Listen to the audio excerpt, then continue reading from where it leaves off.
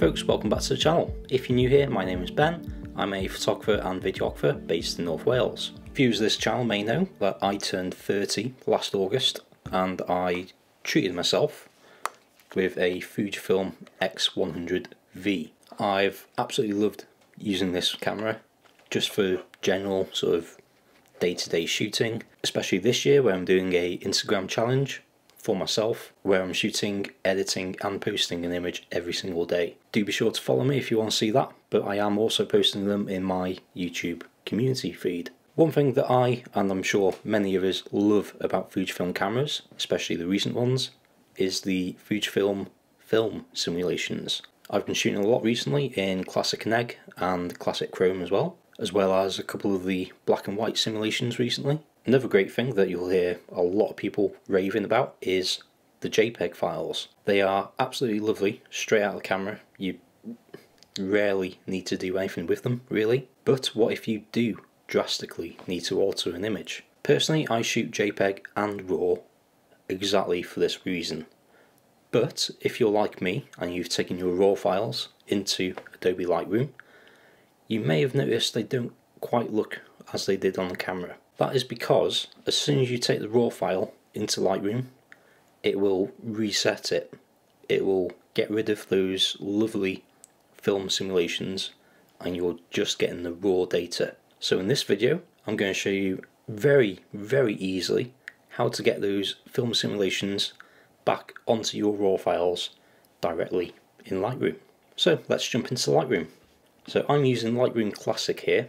I love using Lightroom Classic, it's what I've used right from the start.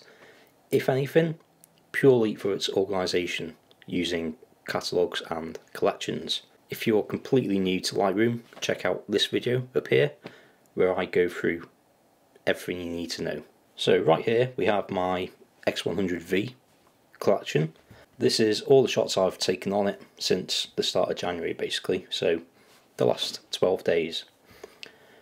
None of these images really look anything special at all. However, if we go into the actual folder with the original files, we can see them alongside the JPEGs. So let's, for example, go to these leaves here. They are a lovely deep dark green. This is shot in classic negative, and those greens are one of my favourite things about Fujifilm. I absolutely love this film simulation. However, if we find that image in Lightroom, pull it up, that looks nothing like it. Let's get them side by side. They look nothing alike, do they? That's because that film simulation has been removed from that RAW file. Let's go over to another image. This shelf here, for example. So again, we've got the classic neg on the left and the raw file on the right, and again you can immediately tell just from the greens, if nothing else, that they look nothing like each other. Then if we go across to the vase on the side as well, you'll see again a big difference between the colours and the tones in general in this image. So how do we rectify this? Very simply, going into the Develop module, we're using colour profiles. If you've never used colour profiles in Lightroom before, I can't blame you at all for not having a clue where these would be. So right at the top of the Develop module, you'll see Profile. As standard, it's in Adobe Colour because we're in the Adobe suite. However, if we select these boxes to the right, we will see numerous different colour profiles that we can pick and choose from. Here we've got all the standard Adobe RAW ones. So Adobe Colour is probably what you've been editing all your images in since day one. But we do also have Adobe Monochrome, Landscape, Neutral, Portrait, Standard and Vivid. They are all different colour profiles that you can apply to your image and then edit from there. However, just underneath that we have camera matching. So these are colour profiles unique to your camera, and right there we can see right off we've got Astia, classic chrome, classic negative. If we click on classic negative, we will see that far better matches our JPEG image. And then once we've applied that profile, we can close that down and then start editing to our heart's content.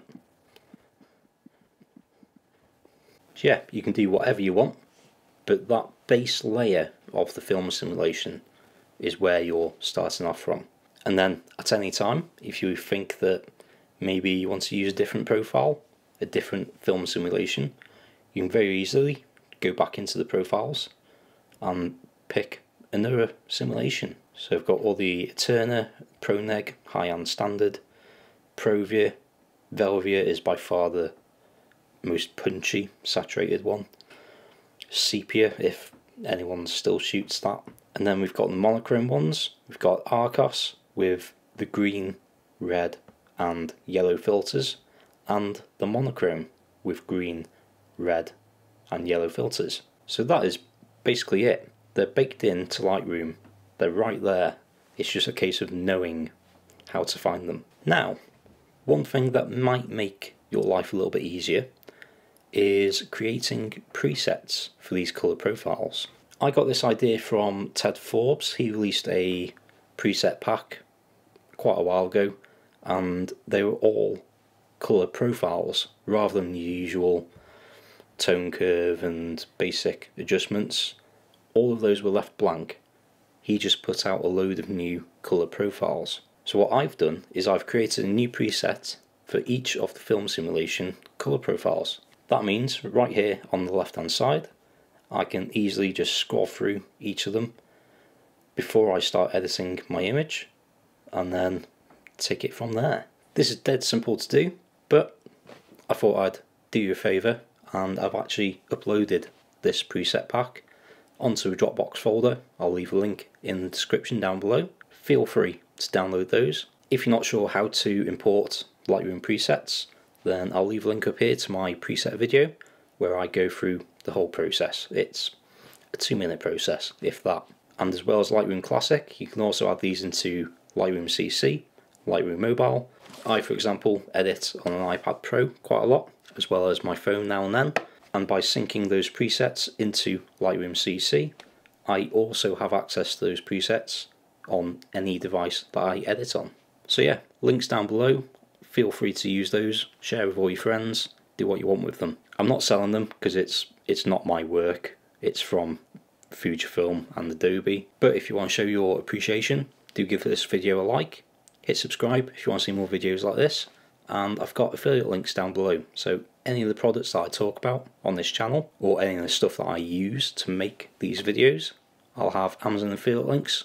If you use those links, I get a small kickback. Every little helps, and it's very much appreciated. So yeah, that's it for this one. I think it's a fairly short one. So like I say, if you want to see more like this, please do give it a like and hit subscribe down below.